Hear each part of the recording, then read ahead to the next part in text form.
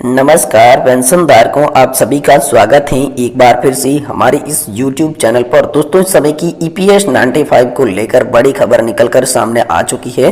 जी हाँ दोस्तों, EPS 95 pension योजना को लेकर इस वक्त की बड़ी इंपॉर्टेंट खबर आप सभी के लिए सामने आई है, जिसके बारे में बात आज की इस वीडियो के अंदर करेंगे। वहीं दोस्तों, पुरानी पेंशन योजना पर केंद्र सरकार ने लिया ऐसा बड़ा फैसला, सुनकर खुश हो जाएंगे आप। वित्त मंत्रालय ने एक बयान किया जारी। तो दोस्तों, पुरानी पेंशन योजना के मुद्दे पर आखिरकार क्या फैसला हुआ है और वित्त मंत्रालय की तरफ से क्या नया बयान निकलकर सामने आया है, इसके बारे में भी आज की इस वीडियो के अंदर आप सभी को जानकारी देने वाली हैं। वहीं दोस्तों, केंद्रीय कर्मचारियों के ऊपर होगी पैसों की बौछार, एक साथ मिलेगा 3 तोहफा। तो आखिरकार कर्मचारी पेंशन धारकों को कौन कौन से 3 तोहफे यहाँ पर जो है सरकार देने जा रही है, इसके बारे में भी बात आज की इस वीडियो के अंदर करने वाले हैं। वहीं दोस्तों, आईफको ने उठाई पुरानी पेंशन स्कीम लागू करने की मांग, साथ ही संविदा पर रखे गए शिक्षकों को नियमित करने की भी मांग आप सभी के लिए उठ चुकी है। वहीं दोस्तों, EPS 95 पेंशन योजना के साथ साथ न्यूनतम पेंशन 7,500 रुपए करने की मांग को लेकर पेंशन भोगी करेंगे विरोध प्रदर्शन। आप सभी के लिए नेशनल एजुकेशन कमेटी यानी कि राष्ट्रीय संघर्ष समिति का बड़ा ऐलान आया सामने। साथ ही दोस्तों, बात करने वाले हैं कि आखिरकार 31 जनवरी के बाद जीरो हो जाएगा DA, कर्मचारियों को ऐसे मिलेगा फायदा। तो आखिरकार कर्मचारी और पेंशन धारकों को किस तरीके से महंगाई भत्ते और महंगाई राहत का फायदा देखने को मिलेगा और इस तारीख के बाद आप सभी का कैसे जीरो यहाँ पर जो है महंगाई भत्ता और महंगाई राहत होने वाली है, इसके बारे में भी आज की इस वीडियो के अंदर बात की जाएगी। वहीं दोस्तों, जिनकी सैलरी 12,000 रुपए है और 25 साल तक वो किसी प्राइवेट सेक्टर या फिर सरकारी नौकरी करता है, तो आखिरकार कितनी पेंशन आप सभी को मिलेगी, इसके बारे में पूरी गणना जो है वो आज की इस वीडियो में आप सभी को बताने जा रही है। इसलिए सभी सरकारी कर्मचारी, राज्य कर्मचारी, साथ ही साथ EPS 95 पेंशन धारकों से निवेदन करते हैं कि आज की इस वीडियो को आप लास्ट तक जरूर देखें, जिससे दोस्तों पूरी की पूरी पेंशन से जुड़ी हर जानकारी आप सभी को इस वीडियो में स्टेप बाय स्टेप आप सभी को बता पाए। तो चलिए बिना किसी देरी के खबरों का सिलसिला आप सभी के लिए शुरू करते हैं। दोस्तों, यहाँ पर EPS 95 पेंशन की बात करें तो दोस्तों, आखिरकार आप सभी EPS 95 पेंशन धारकों के लिए पेंशन की तमाम मांगों को लेकर पेंशन धारकों का आक्रोश सामने नजर आया है। पेंशन धारकों ने अपने आक्रोश को लेकर EPS 95 पेंशनरों ने एक बड़ा ऐलान किया है, जिसके तहत कहा गया कि EPS पेंशन की मांगे अगर यहाँ पर जो है बजट से पहले मंजूर नहीं की गई तो EPS 95 पेंशन धारक देश के अंदर बड़ा आंदोलन करने की तैयारी कर चुके हैं और इसके तहत अलग अलग जगहों पर रास्ता रोको, रेल रोको, साथ ही अलग जगह पर सड़क के साथ प्रदर्शन करेंगे, मार्च निकाले जाएंगे और दोस्तों अलग अलग धरना प्रदर्शन करके पेंशन की सभी मांगे मंजूर करवाने की कोशिश जो है वो पेंशन धारक करेंगे। और इसके लिए सरकार को चेता दिया है कि सरकार इसकी चेतावनी को कम न समझे और यहाँ पर तैयार रहे पेंशन धारकों का आक्रोश भुगतने के लिए। वही दोस्तों, आप सभी के लिए पुरानी पेंशन योजना पर केंद्र सरकार ने लिया ऐसा फैसला कि सुनकर हो जाएंगे खुश।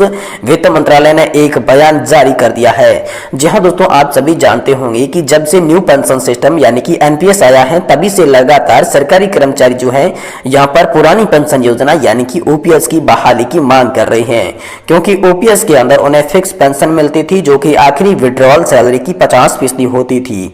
लेकिन जब से ये NPS यानी कि नई पेंशन सिस्टम आया है, तब से पेंशन धारकों को बहुत ही कम पेंशन मिलती है, नाम मात्र की पेंशन। यहाँ पर न्यूनतम पेंशन की जो बात करें तो सिर्फ 1,000 रुपए की पेंशन जो है यहाँ पर बहुत सारे पेंशन धारकों को मिलती है। इसलिए यहाँ पर पेंशन धारक लगातार OPS की बात कर रहे हैं, क्योंकि उसमें फिक्स गारंटीड पेंशन मिलती है।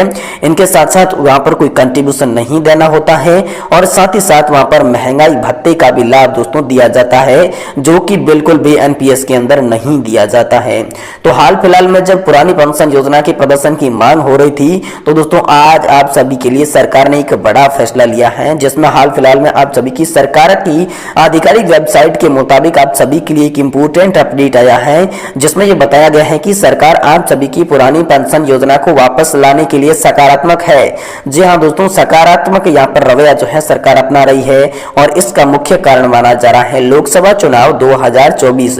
लोकसभा चुनाव को नजदीक आते हुए देख सभी कर्मचारी और पेंशन धारकों को यहाँ पर लुभाने के लिए सरकार ने OPS की मांग पर सकारात्मक रुख अपनाने का फैसला किया है और इसी फैसले के आधार पर यहाँ पर आप सभी के लिए सकारात्मक रुख जो है केंद्र सरकार अपना रही है। वहीं दोस्तों, वित्त मंत्रालय ने हाल फिलहाल में आप सभी की पेंशन पर एक बड़ा ऐलान किया है। तो दोस्तों आप सभी को बता दें कि हाल ही में वित्त मंत्रालय के द्वारा एक बड़ा ऐलान सामने आया, जिसमें वित्त मंत्री निर्मला सीतारमण ने हाल ही में सभी पेंशन धारकों को एक बड़ी खुशखबरी दी है। उन्हें कहा गया है कि यहाँ पर जो आप सभी के लिए नेशनल पेंशन सिस्टम यानी कि एनपीएस की समीक्षा के लिए जो कमेटी का गठन किया गया था, अब उस कमेटी की रिपोर्ट सामने आने वाली है। रिपोर्ट का रुझान जो है वो सामने आ चुका है, जिसके तहत यहाँ पर जो ही ईपीएस 95 पेंशन धारकों को गारंटीकृत पेंशन मुहैया कराई जाएगी, उन्हें फिक्स गारंटीकृत पेंशन दी जाएगी। ये आप सभी के लिए बड़ी खबर निकलकर सामने आ रही है। वहीं दोस्तों, केंद्रीय कर्मचारियों के ऊपर पैसों की बौछार, एक साथ मिलेंगी 3 बड़े तोहफे।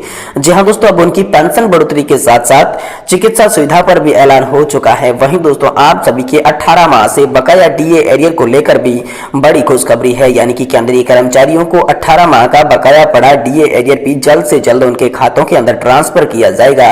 इसको लेकर भी हाल फिलहाल में आप सभी के लिए बड़ी खबर आई है, इसलिए लगातार आप सभी के लिए यह बातें हो रही है कि एक साथ मिलेंगे आप सभी को 3 तोहफे, जिसमें पेंशन बढ़ोतरी के साथ साथ डीए का लाभ दिया जाएगा और 18 माह के बकाया डीए एरियर को आप सभी के खाते में ट्रांसफर किया जाएगा और मेडिकल फैसिलिटीज लेकर को विशेष छूट जो है पेंशन धारकों को यहाँ पर मिलने जा रही है। ये विशेष तोहफे यहाँ पर आप सभी के लिए दी है।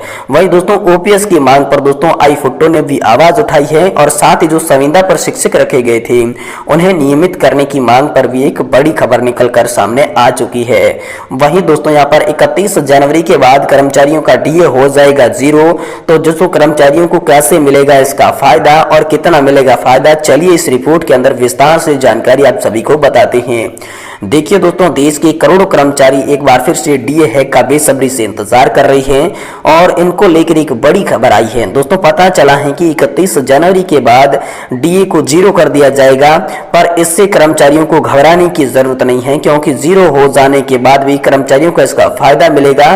सरकार डीए बढ़ाने के लिए यहाँ पर जो है तरीका अपनाएगी। डीए हैक को लेकर क्या है और आखिरकार सरकार का प्लान क्या है, चलिए आपको विस्तार से इस वीडियो के अंदर जानकारी देते हैं। देखिए दोस्तों, केंद्रीय कर्मचारियों के लिए आने वाले दिन यहाँ पर बहुत ही अच्छे साबित हो सकते हैं, क्योंकि यहाँ पर कर्मचारियों को जनवरी के अंत तक इंतजार करना रहेगा। इस दिन कर्मचारियों को साल 2024 की पहली गुड न्यूज मिलेगी।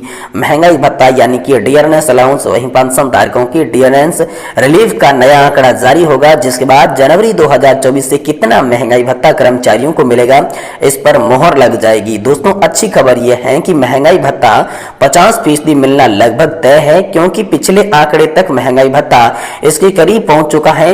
और दोस्तों, रिटेल यानी कि सीपीआई और थोक महंगाई दर यानी कि डब्ल्यूपीआई में जबरदस्त उछाल के इशारा का मिल चुका है। यहाँ पर महंगाई भत्ते के आंकड़ों में जबरदस्त उछाल देखने को भी मिल सकता है। तो दोस्तों, दिसंबर का करना होगा इंतजार। दोस्तों, ये कंफर्म हो चुका है कि कर्मचारियों को 1 जनवरी 2024 से 50% महंगाई भत्ता मिल जाएगा, लेकिन अभी 51% मिलने का भी इनकार नहीं किया जा सकता, क्योंकि दिसंबर में एएसआई सीपीआई इंडेक्स के नंबर अभी बाकी है।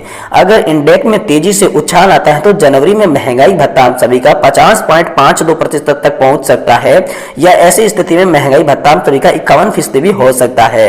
लेकिन मौजूद ट्रेंड को देखें तो 50% कंफर्म हो चुका है, इससे 4% का इजाफा होना लगभग तय माना जा रहा है। और 31 जनवरी तक इंतजार करने पर दोस्तों आप सभी की तस्वीर जो साफ हो सकती है। वहीं दोस्तों, 50% के बाद 0 होगा डीए। जी हाँ दोस्तों, जनवरी 2024 से केंद्रीय कर्मचारियों को 50% डीए मिलेगा, लेकिन इसके बाद महंगाई भत्ते को 0 कर दिया जाएगा। इसके बाद महंगाई भत्ते की गणना 0 से शुरू होगी।